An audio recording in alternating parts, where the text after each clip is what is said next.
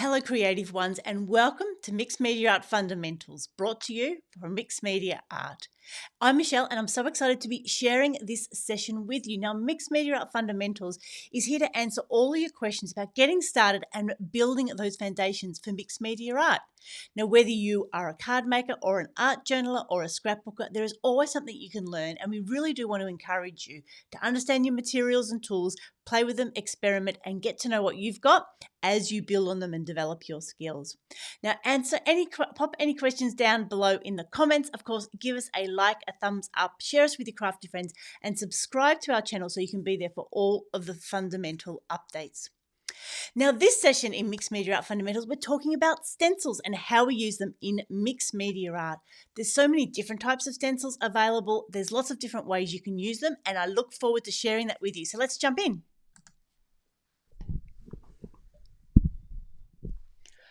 Okay, so like I said, I've got so many different sorts of stencils here with you, and it was hard to choose which ones to share because I have been collecting them over a long time. And it was actually the availability of stencils was one of the reasons why I started Mixed Media Art, so I could bring some of them here to Australia. Now, firstly, of course, you can make your own stencils. That's never a problem. You can use all sorts of things. You can start off with some what we call sequin scrap, which is a great way to add circles. You can see that okay. Circles to your art. You can also cut your own. Here I've done it with some plastic. You can certainly cut your own stencils with paper and with card as well. Now that's not going to last as long. After a few wears with paint, that's going to get a little bit gucky and start to break down. But anything plastic you've got, old shirt box fronts, the old transparencies, anything that you've laminated can be cut up as a stencil as well. So there's lots of ways of making your own stencils. But there's lots of bought ones as well, and they come in all different shapes and sizes. So we've got some really fun ones here from Vicky P. They've got a little hanger on them, and they're this size, so they use them a lot more in art journaling. We've got some small ones. Now these are darkroom door ones, and we'll talk about stencils and masks in a minute. Now, Stencil Girl also has a huge range of stencils, and they come in different sizes as well. Now, they do a Stencil of the Month Club where you get a large stencil, a medium, and a small. And the great thing is that also comes with lots of project ideas as well. So there's all sorts of different sorts of stencils you can get. We can get Art by Marlene ones from Studio Light.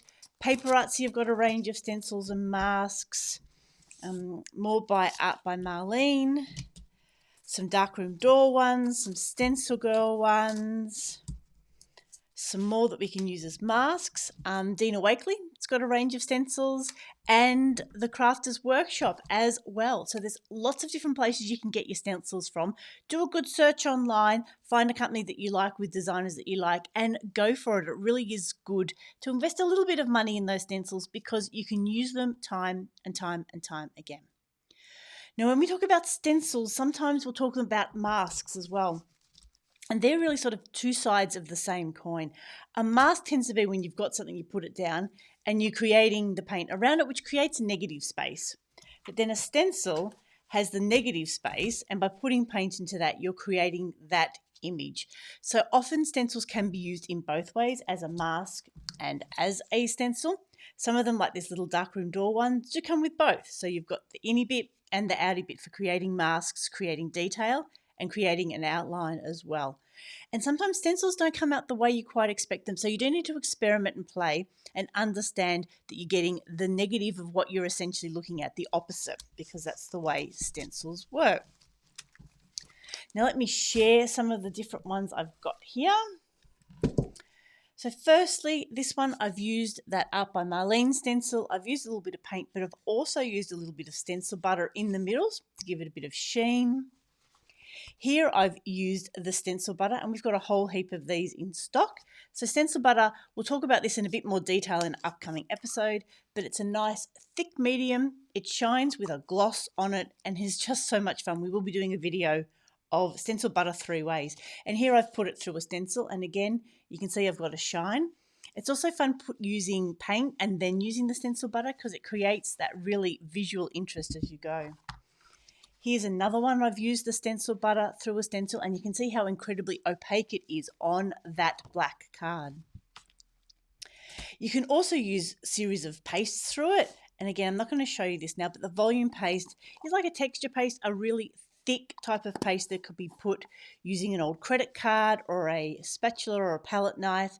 And again, that is just a really lovely way of getting texture. You can hear it's adding physical texture as well as visual texture, and it really does help sit up on top of the page. So that's a fun way of playing with it. And then previously we've showed you using inks, and I'm going to do a demonstration with some paints in a moment.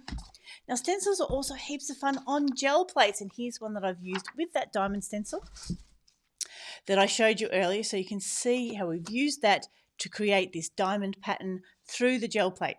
So that's another really fun way to play with your stencils as well. And then another way I love using them in art journaling and on mixed media pieces is using them to help tie your background together. So here we've used a set of colours, and you can see the flower here, the loops here. These have all been done with stencils of similar colours, and it helps tie the background together. So when you've got different spots of colour, you can use the stenciling on top to help pull it together. You can see here I've even used a flower as sort of little wings for this lovely lady by Michelle Logan. So there's lots of different ways that we can use stencils to create interesting backgrounds, to create textures, to help tie it together. And again, gives us those little bits of interest. Like everything, once I start looking at it, I see more and more that I've used on this piece. And we looked at this piece the other day, we're talking about layers and using ephemera, and I wasn't seeing the stencils then, but now I'm thinking about stencils. I can clearly see the stencils that I've used. So let's do a really quick introduction on how we're going to use stencils. So I've got my art journal here, I've got a stencil. Now I've shown previously if we want to use some inks, which I've already done, but I can add a little bit more. So we've got our archival inks. We know that they're waterproof, so if we can add layers to our mixed media and it's not going to run anymore. Now I've already got pink dots. Maybe I should do a different colour. What have we got? Maybe some slightly darker purple, because again, one colour is no fun. We want to add a few different layers. So here I can come back, and because I've got the stencils, I can pretty much line it up. It won't be exact, because this is an interesting stencil with these cute circles that are a bit all over the place. So really easy with inks. We dab it on. We've got a sponge on our little applicator tool, and then we apply it through the stencil. Now, inks are great because they don't tend to run under the stencil. If you're just getting started, inks are a really good way to use your stencils because you don't have to be as careful with it. Using paint, as we'll show in a moment, takes a little bit more practice. So popping the lid back on, putting our sponge back underneath, and moving our stencil, and we can see there, so we've got the pink and then that's fading into the purple. So it gives us that really interesting background. So inks are a really simple way. Now to clean this off, we'll get some scrap paper and some baby wipes.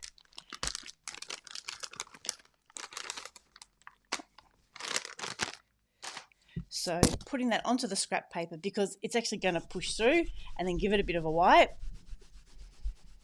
Now, when I was just using these by myself, I would always give my stencils a good clean before I pop them away. Nowadays, especially when we're doing demonstrations, we don't really need to, but that's as simple as it is to get that clean.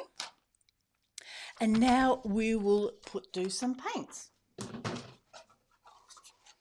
So using stencils and paints takes a little bit more care than it does with inks. So here I've got an old tray that I'm using as a palette. I've got one of the Art by Marlene sponges. So again, use what you've got. You've got different sorts of sponges that can give different sorts of results. And so what I'm going to do is using this Dina Wakley in Ocean, because this will match my colour scheme, is just putting a little bit out on the palette. We don't need a lot. A little goes a long way when it comes to paints and stencils. So get a bit of an idea where we've put it. I've got the ink up here, so I want to add some dots down here. So I'm going to take the flat part of my sponge, I'm going to dab it in the paint, and then dab it off. We only want the tiniest bit of paint on the sponge. And this can be the challenge with starting out with stencils sometimes. And then we want to dab. We're not trying to rub it in. We're just trying to dab it on, moving it out to the edges to fade it. And that's the other thing to consider. We're not trying to use the whole stencil. We're just using parts of it in our work.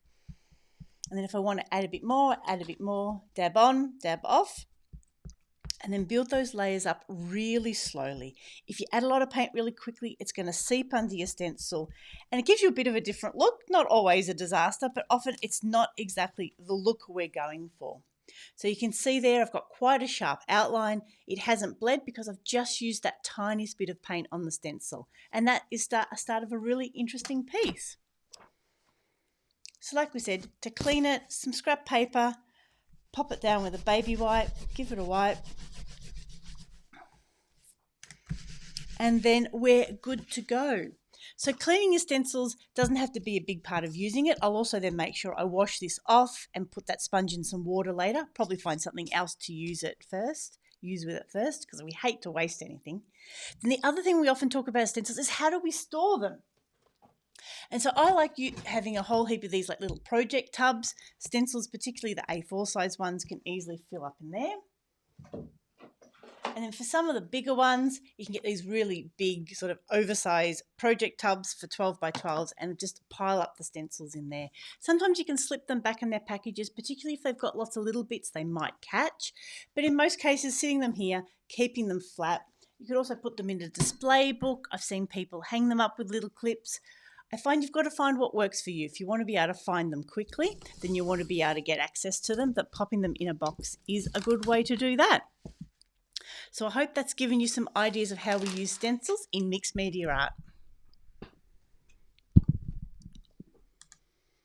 So there really is so many different ways we can use stencils. Like we said, we can create our own, we can buy bought ones. There are so many different companies offering really good quality stencils. And again, you could just use a piece of paper and cut your own as well, just knowing you're not going to get the same life out of it as you would with something that's made from something a bit more durable. You can use them with inks, you can use them with paints, you can use them with a volume paste and different mediums. Easy to give them a wipe off once you have used them and then store them flat. I find that certainly is the best way. So I would love to hear how you use stencils in mixed media art. Pop your thoughts in the comments, share them with us. And if you do have any further questions, pop those in the comments as well. So we hope you've enjoyed this session of Mixed Media Art Fundamentals and how do I use stencils in mixed media art. It's given you lots of ideas. I want you to go out and play, have a try. Remember, little bits of paint go a long way when it comes to stencils. So this is Michelle signing off. I hope you have a crafty day.